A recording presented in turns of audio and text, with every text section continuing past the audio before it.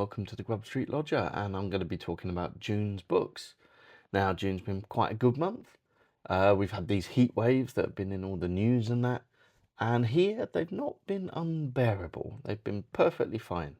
I haven't been tempted to get one of those revolutionary cooling units the size of a lunchbox or a toaster that was made by somebody from ESA or NASA or the University of Cambridge and was made by someone in Manchester or London, or two people, or someone from Newcastle or someone from Cambridge. I haven't needed to get that. I've done all right.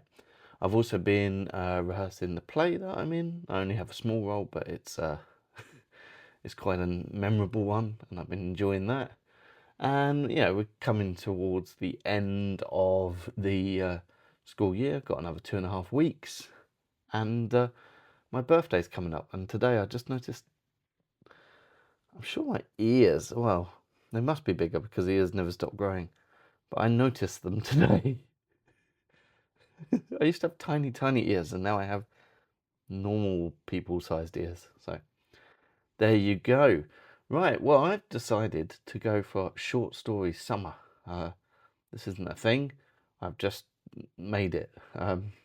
And so I started with Washington Irving, The Legend of Sleepy Hollow, and Other Stories, though its original name was The Sketchbook of Geoffrey Crayon Gent, which is a much better title because it's more intriguing, it has Tristram Shandy flashbacks, and it better sums up what it is, because it's not a collection of short stories, it's a sort of miscellaneous collection of essays, some short stories, a lot of travel writing and reflective writing, and some anthropological writing, lots of antiquary stuff, and sentiment, lots and lots of sentiment. And I didn't love it, actually. I was hoping to.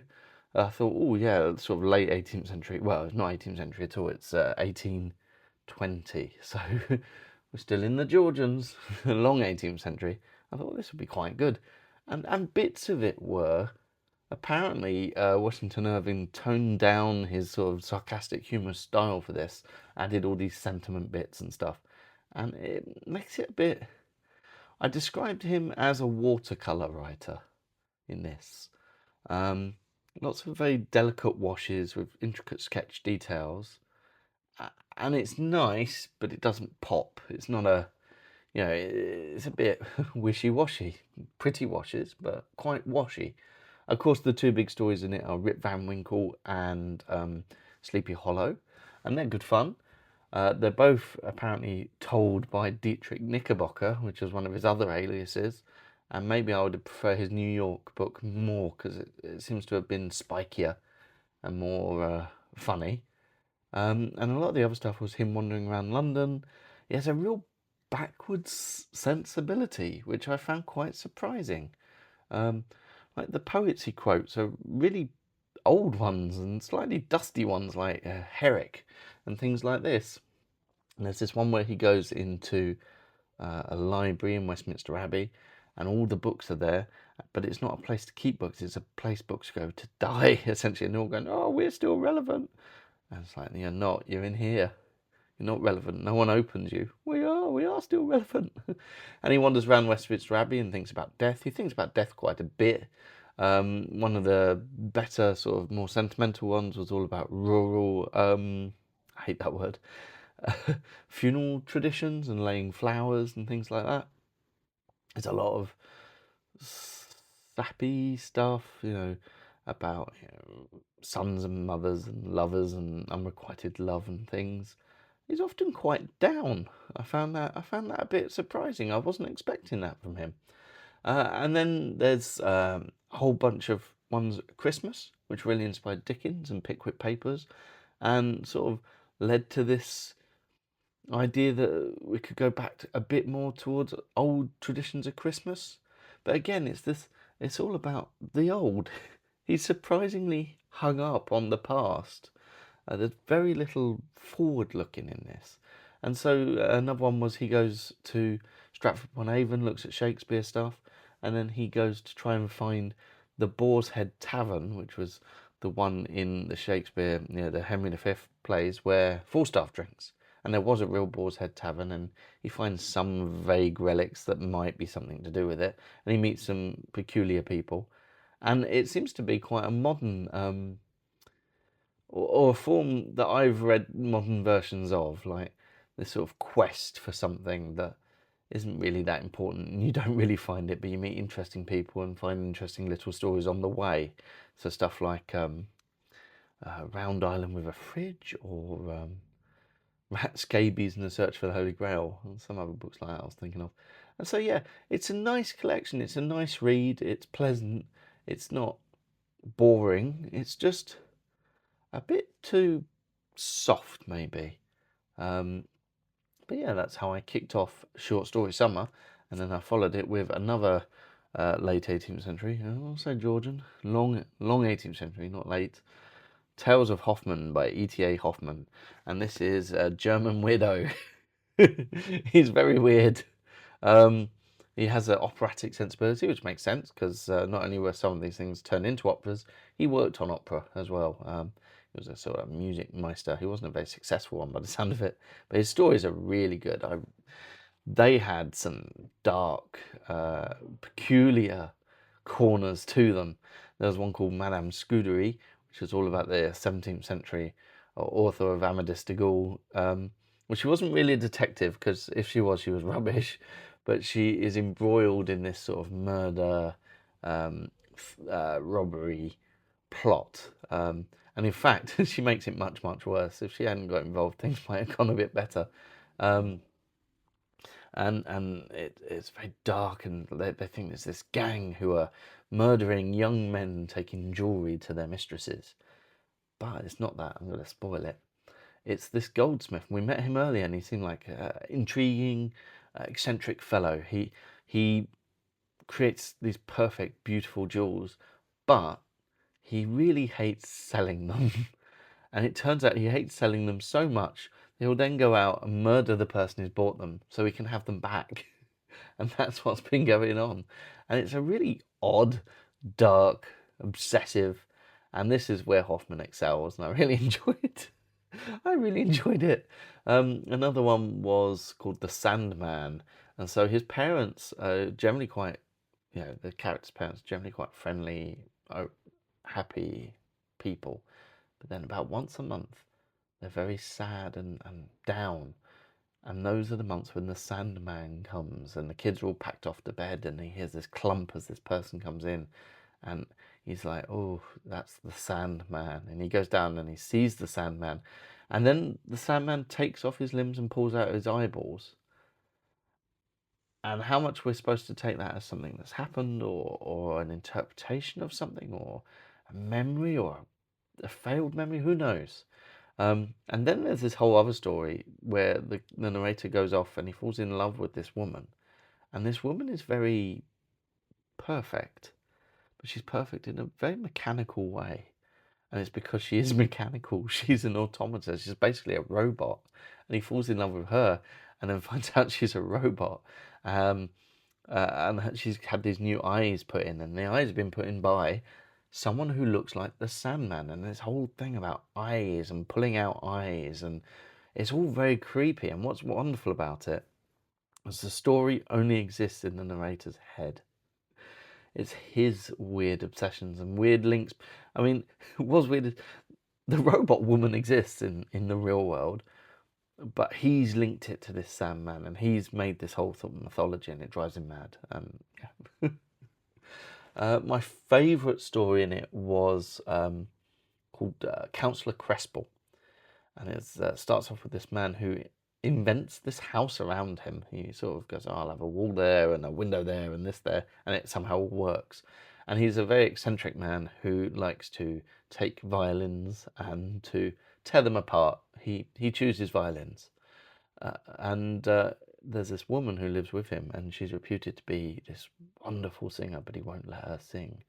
And is he some sort of crazed imprisoner of this woman? And it turns out, again, spoilers, no, not really. He's her father, and she has a genetic disability with her throat or something that makes her this ethereal singer, this beautiful singer, but too much singing will kill her. So he won't let her sing, and of course, she does sing herself to death. And one of the reasons he's been collecting these violins and taking them apart is to find the defects in them that make them beautiful. And that was very good. And there's lots of other stories in there, all pretty gripping, and a lot of them are about obsession and not. There is violence, but it's more the strong feelings and the losing control that's more the theme. And I really enjoyed these. Weirdly, both Hoffman and Irving, they're more autumnal books or winter books. You know, the Irving had all this stuff about Christmas, and they definitely have a more early night, cozy, wrapped up on a sofa in a little pool of light in the dark kind of attitude. And here I am reading them for summer. But there you go. My next one was Strange Tales from a Chinese Studio by Songling, and it's translated by John Minford. So Songling lived in the 17th century in China. He was really successful in the first examination for the bureaucracy, but he never managed the second.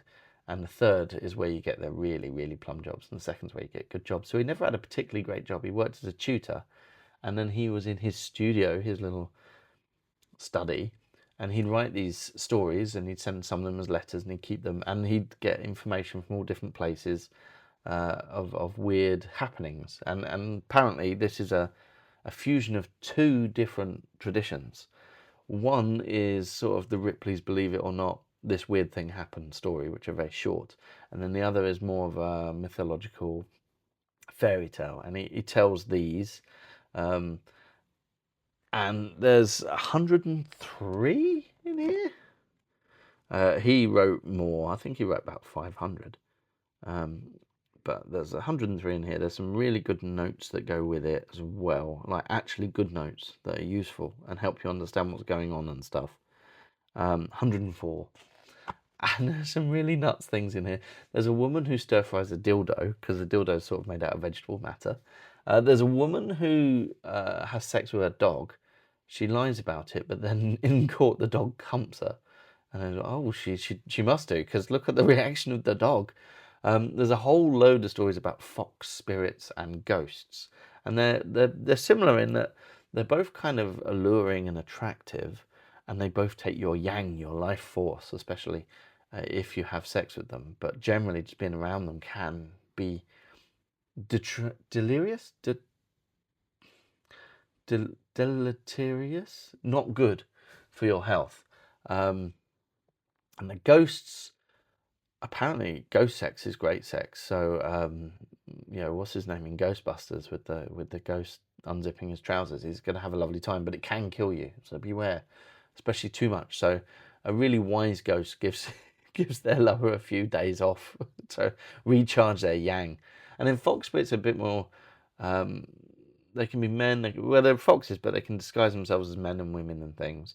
And they have some magical powers, and they often are very talented at things. And they can be good. They can make great friends, but they're also inherently sort of tricky. And there's a lot of stories about both foxes and ghosts. Generally, when some peculiar person turns up, you go, "Oh, is this going to be a fox or a ghost?" And yet, it wasn't repetitive. You'd think, a lot of the themes are the same, a lot of the sort of the characters are the same, but it wasn't repetitive. It was like, oh, okay, how's this one going to go? Is it going to be a trapped fox? Is it going to be a good fox, a bad fox? Are we going to chop off its tail? Who knows? And there were some other ones that weren't foxy. There was one that was just a description of an earthquake, sort of an on-site description of an earthquake that Songling was there for. That was intriguing, and it's just kind of nuts. One of my favourite ones was about this man, and he tried to chat up this woman, and she's obviously I think she's a fox spirit. She spits in his eyes, and he can't see anymore. But he learns to meditate, and when he meditates, he hears these voices, and he hears them talking, and they're talking about, oh, let's go out, and he feels something going out of his nose and coming back in, and they're chatting, and then they go, why do we keep going down this tunnel? Why don't we just go out one of the windows, and so one of his eyes breaks open. And now he has one eye and he can see really well, but he has two pupils in that one eye because it was his pupils that were talking. I love this book. This is a really, really fun book. It's illustrated throughout as well, which is good fun. I do like a good illustration. Oh yeah, Silkworm. That was about a man who had a penis as small as a silkworm. But foxes made it big for him. That was nice. There was one about a man who dresses up as a woman. He's very beautiful, and he goes out with this man who is a woman dressed up as a man. So they end up all right in the end. Not all the endings are happy, and also it has that wonderful, because I discovered this in the Chinese folk tales that I read, I think in November, and it has that wonderful quality that they had. This very pathetic ending. You know, all these crazy things can happen, and then it can be, and yes, they lived a long life and became the governor of blah de da, or and then they died, or and then they became a tinker. You know, just crazy things. Oh, it's done now. Back to normality. I really enjoyed this. I've got oh no, it's Japanese ghost stories, I think, and it's written by a Portuguese man. I'm going to read that in November, sort of a ghost story-a-thon. But no, I really enjoyed that one. That was my favourite of the month. And here's where I got a bit of a confession. So I'm recording this on the 5th of July because the last book I've only just finished. I don't know what it is. I think short stories take me a bit longer to read because they don't have that propulsion of a novel. So I don't know. So here it is, Fancies and Goodnights by John Collier. And we've come across John Collier a couple of times this year. He wrote Tom's All Cold, Tom's All Alone, that sort of dystopian 1993 where World War One has never ended and they're now living sort of feudal societies. He also wrote his Monkey Wife, where a man marries a monkey, or a chimpanzee, and she turns out to be a great wife because she can't talk. And that misogyny is in a lot of these stories in Fancies and Goodnights. Yeah, it does grate after a while because you're like, oh come on, women aren't that bad. They're just people. Stop. Every woman in this is a harpy or a nag or a vixen or something, and that gets so old. But the twisted tales, essentially, they were one of the inspirations for things like the Twilight Zone and stuff. And so there is one about a plant that eats people, which is apparently an inspiration for Little Shop of Horrors. And when it eats things, the flowers are representations of what it's eaten. They actually have their consciousness. So at first it has these little bud-like fly flowers, but then it has a cat, and then it has people heads. And then we go into one of those people heads, and it's like what it's like being in the plant, which is very strange. A lot of the stories, the twist is murder, so you start guessing the twist. Oh, it's going to be murder again. There was one, well, it was two. In the first one, a man had just finished sort of concreting a hole in his basement, and his friends come and go, "Oh, you've killed your wife. Well, she was a bitch and she was sleeping around, so we don't blame you." And then they go, and the twist is that the wife just comes back, and he's like, and then the implication is he kills her and buries her in that hole because he's already gotten away with it. And then there's one later on where there's a man who buries his wife. He does all these plans and then he buries his wife in the basement and he goes away, and then he gets a letter saying, your wife booked us to dig up your basement to make a wine cellar. And he's like, and that's the end of the story. And if they'd swapped those two around, the twist in the first one would have hit bigger, I think. And yeah, a lot of these like have good twists, even some of them you see coming. I really like the genie one. It was the very first one. So this man goes to this bottle shop and it's very mundane, but the bottles have people in them and things, and one of them has a genie, and he gets the genie, and the genie manages to trick him into the bottle, and the bottle it tricks him in is the bottle containing the most beautiful woman in the world. And then some people buy that bottle, some sailors, and they're like, oh, let's go for it, and they unplug it, and then this man comes out and they're very disappointed. So yeah, these are good, but they get a bit samey. He varies the telling up. There's some that are more sort of spoken, and some that are more narrated, and some that are more sort of American feeling, and some that are more British feeling. And yeah, he does shake it up, but he does also have quite a rigid system.